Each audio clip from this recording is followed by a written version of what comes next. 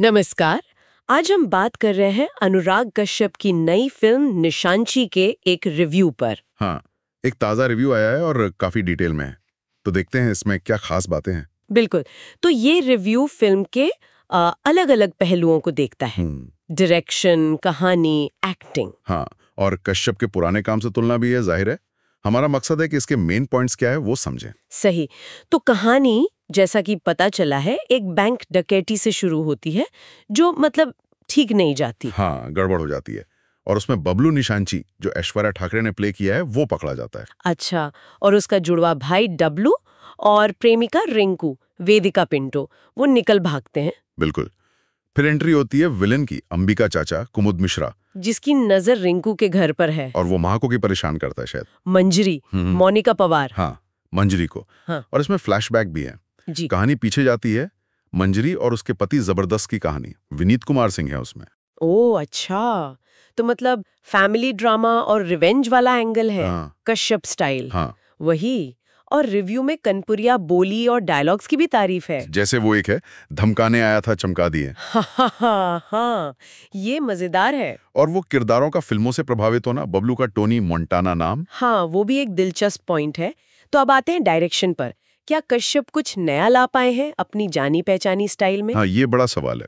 Review क्या कहता है? रिव्यू का मानना है कि कश्यप अपने कंफर्ट जोन में लौटे हैं, वही हिंदी हार्टलैंड क्राइम कॉमेडी। लेकिन कोशिश दिखती है कि कुछ ताजगी लाई जाए। अब वो कोशिश कितनी सफल है, इस पर थोड़ी मिलीजुली राय है। अच्छा, और एक्टर्स, खासकर ऐश्वर्या ठाकरे का डेब्यू को प्रभावशाली बताया गया है।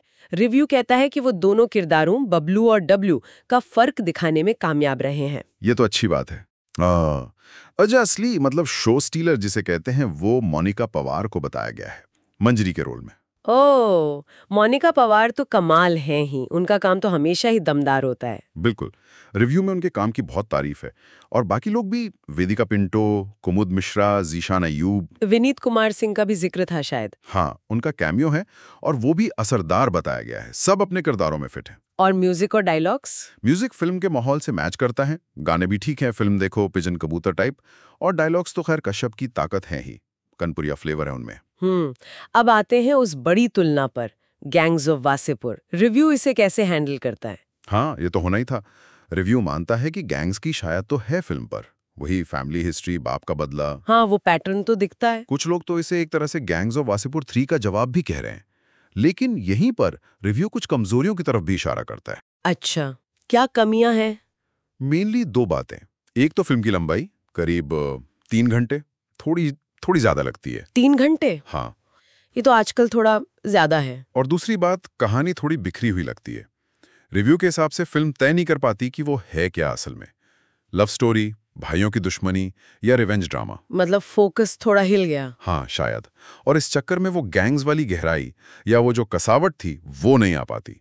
लगता है कि बनाना तो कुछ बड़ा चाहते थे, पर वो पकड़ ढीली पड़ गई। तो मतलब एंटरटेनिंग है पर मास्टरपीस नहीं। हाँ, निचोड़ यही है।